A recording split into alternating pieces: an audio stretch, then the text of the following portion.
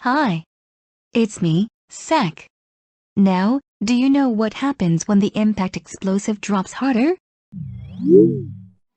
A trigger impact explosive shouldn't drop it hard. A trigger impact explosive drops really hard since it connected with a switch. Basically, it's not gonna happen.